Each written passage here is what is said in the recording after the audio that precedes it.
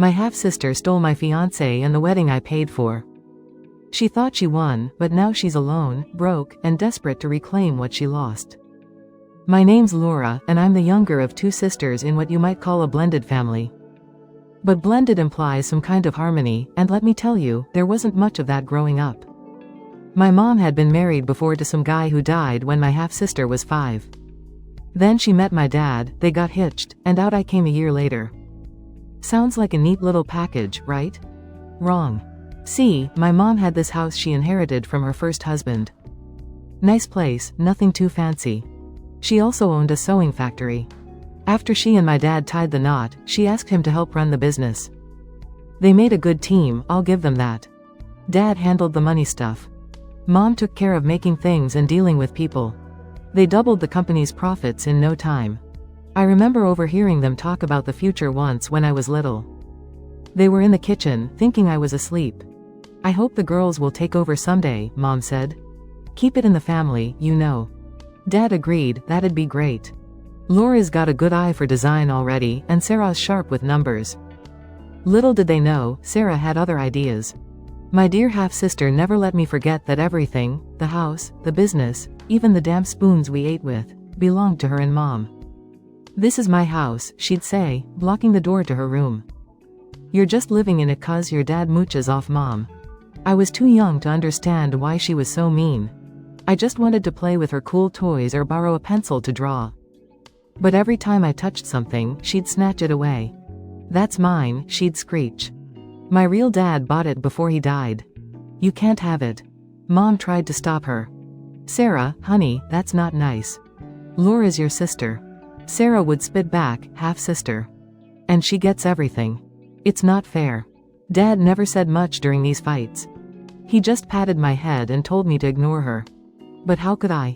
She made my life hell. One day, I found some colored pencils in the living room. I was so excited finally, I could draw the beautiful dresses I saw in my head. I started sketching, lost in my own little world. Then Sarah stormed in. Those are mine, she yelled, grabbing the pencils. Before I could stop her, she tore up my drawings. I ran to Mom, sobbing. She hugged me tight and marched over to Sarah's room. That's enough, I heard her shout. You will not treat your sister this way. But nothing changed.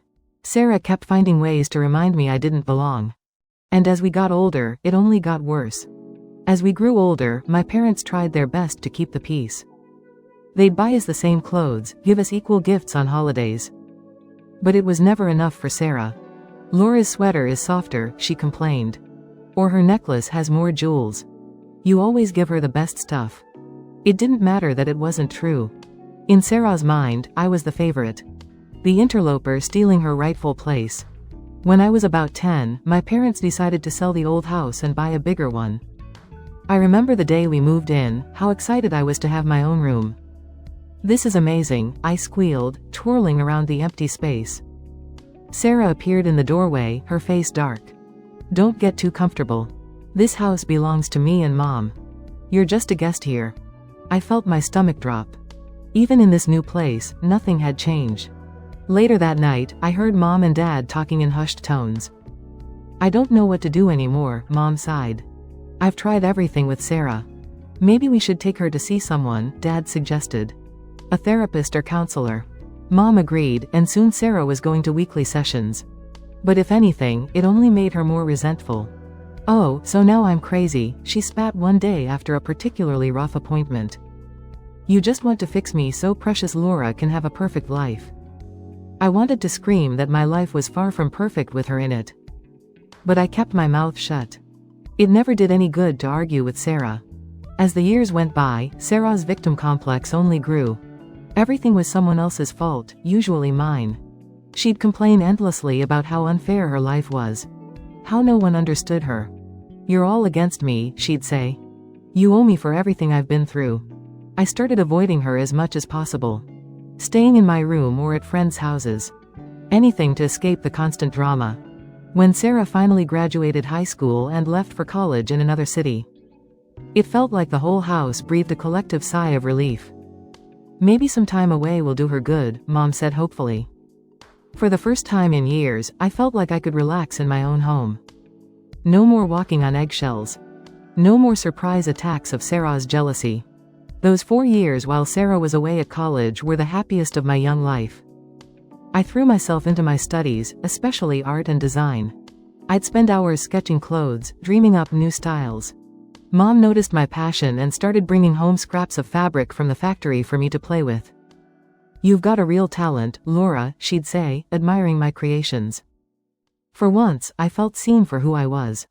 Not just Sarah's annoying little sister. I started to imagine a future where I could use my skills. Maybe even in the family business. After graduation, I'd been accepted to a college in another city to study design. Which was a dream come true. The night before I left for college, Mom and Dad sat me down for a talk. "We're so proud of you, Laura," Mom said, her eyes misty. "You know we support your dreams, right?" I nodded, feeling a lump in my throat. Dad chimed in. "We hope that after you graduate, you'll consider coming back to work with us. Your designs could really take the company to the next level." I promised to think about it. But honestly, I was eager to spread my wings. The idea of returning to my hometown, where Sarah's shadow still loomed, wasn't exactly appealing. College life was everything I'd hoped for and more. It was during my second year that I met him. Jason. He was a few years older, working on his master's in business. We bumped into each other at a campus coffee shop, quite literally. I spilled my latte all over his shirt. We got to talking, and before I knew it, hours had passed. Jason was funny, smart, and actually listened when I talked about my designs. We started dating soon after. As graduation approached, Jason and I talked about our future. We'd been together for over 2 years by then, and things were getting serious. "I've got a job lined up here in the city," he told me one night over dinner. "What do you think about staying here, maybe together?" My heart soared at the idea.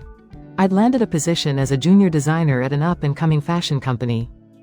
And the thought of building a life with Jason, away from all the family drama, was incredibly tempting. But I knew I had to tell my parents face to face. So we planned a trip back to my hometown. I was nervous about introducing Jason to my family. Especially since I knew Sarah would be there too.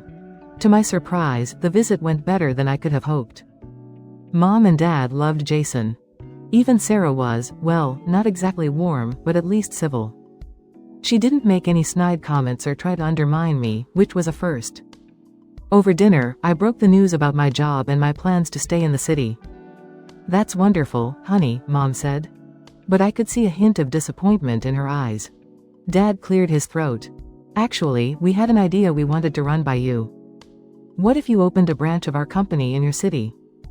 You could be in charge of design, create your own line." I was stunned. It was a generous offer. One that would allow me to pursue my dreams while still being part of the family business. "Can I think about it?" I asked. They agreed, and the rest of the visit passed pleasantly. As Jason and I were leaving, Sarah pulled me aside. "Hey, I know things haven't always been great between us," she said, looking uncomfortable. "But I'd like to try and change that. Maybe I could visit you sometime." I was skeptical but nodded. Sure, that would be nice. Life settled into a comfortable rhythm after Jason and I returned from my hometown. I threw myself into my new job, learning the ropes. And impressing my bosses with my designs. Jason and I started talking about marriage. Looking at apartments, dreaming of our future together. Everything seemed perfect. Then, about 3 months after our visit home, I got a surprise call from Sarah. "Hey, little sis," she said, sounding oddly cheerful. "I'm in town. Mind if I crash at your place for a bit?" I nearly dropped the phone in shock. Sarah voluntarily coming to see me? It seemed too good to be true. But I remembered her olive branch from our last meeting. And decided to give her a chance. When Sarah arrived, I barely recognized her. Gone was the scowling, resentful girl I'd grown up with. This Sarah was all smiles and hugs. Over dinner that first night, she dropped a bomb on me. "I've been thinking," she said, twirling pasta on her fork. "Why don't you come back home? We could work together at the family business. It'd be great." I nearly choked on my wine. "What? But I just started my job here, and Jason." Sarah waved her hand dismissively. "Bring him along. There's plenty of opportunity back home." I shook my head. "Thanks, but no. Actually, Mom and Dad suggested I open a branch here. I'm still considering it. For a moment, I saw a flash of the old Sarah. A tightening around her eyes, a slight downturn of her mouth. But it passed so quickly, I thought I might have imagined it. "Well, if you won't come home, maybe I could stay here a while longer," she asked. "We've got so much catching up to do." Against my better judgment, I agreed. And to my surprise, living with Sarah wasn't the nightmare I'd expected. She was helpful, even taking over most of the household chores. We'd stay up late talking about our childhood, laughing over shared memories. It felt like I was finally getting the sister I'd always wanted. One night, over a bottle of wine, Sarah brought up the idea of us working together again. "What if we opened that branch together?" she suggested. "You handle the design, I'll do the business side. We'd make a great team." The idea was tempting. Despite our rocky past, Sarah and I had been getting along so well. And having her business acumen could really help get the new branch off the ground. "Let me think about it," I said, not wanting to commit just yet. As the weeks passed, Jason started coming over more often. At first, I was nervous about how he and Sarah would get along, given our history. But to my relief, they seemed to hit it off. I'd come home from work to find them laughing over inside jokes, or deep in discussion about some business concept. It warmed my heart to see two important people in my life getting along so well. Jason and I set a date for our wedding, just 6 months away. I designed the invitations, carefully curated the guest list, and agonized over every detail of the menu and decorations. Sarah was there every step of the way, offering suggestions and support. Meanwhile, Jason and I had decided to open the branch of my family's company after the wedding. Sarah and I spent many evenings discussing our plans, getting more excited with each conversation. "We're going to make an amazing team," Sarah said one night, clinking her wine glass against mine. 2 months before the big day, I was juggling work, wedding prep, and future business plans. Life was hectic but wonderful. Then came the call that changed everything. "Laura, it's Dad." His voice sounded strained over the phone. "Your mother, she's not well. She's been feeling poorly for a while, but you know your mother, always putting on a brave face." He paused, and I could hear the worry in his silence. "I'm struggling to keep up with everything, the business, the house." I didn't hesitate. "I'm coming home right now." When I told Sarah, she sighed. "I wish I could come with you, but I've got some important meetings I can't reschedule." I was surprised by her reluctance but didn't push it. "It's okay, I'll keep you updated." The situation at home was worse than I'd imagined. Mom looked pale and fragile. Nothing like the vibrant woman I remembered. The doctor's diagnosis was devastating, a tumor requiring immediate surgery. I threw myself into action, taking over household chores, helping Dad with the business where I could, and most importantly, being there for Mom. I arranged to work remotely, squeezing in design work between hospital visits and home care. The days blurred together in a haze of worry and exhaustion. But finally, there was good news. The surgery was successful, and Mom was recovering well. Through it all, I tried to stay connected with Jason.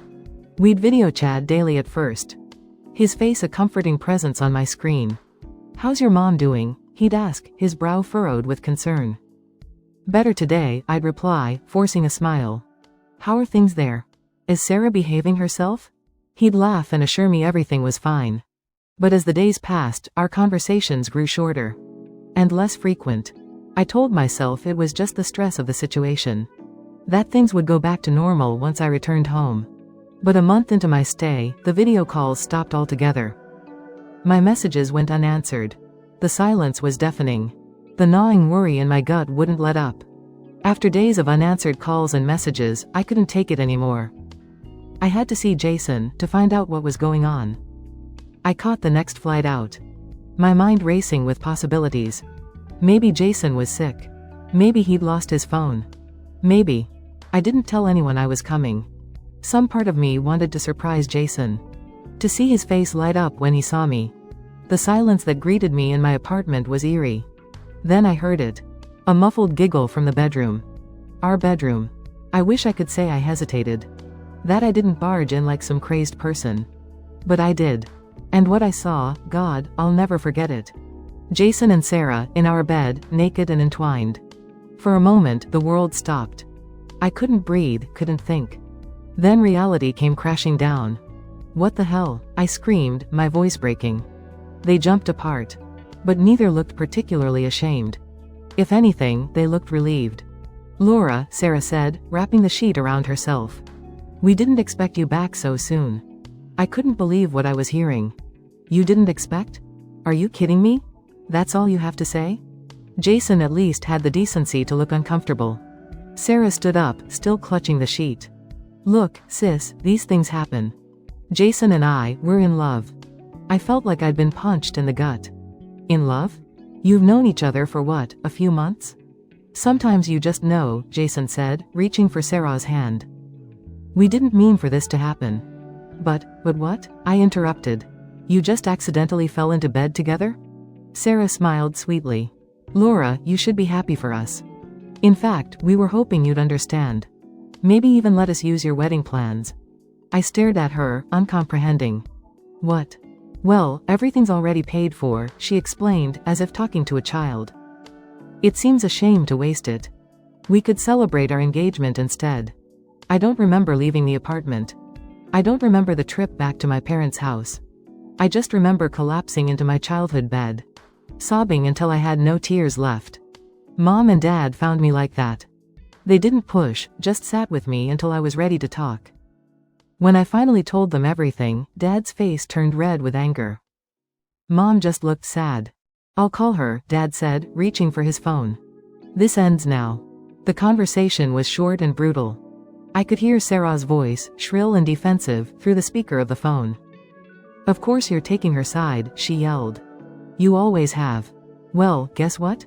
For once, I'm the one who got chosen. How does it feel, Laura? Dad's voice was cold.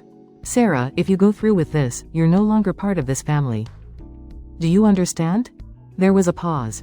Then Sarah's voice, dripping with venom. Fine, I don't need you anyway.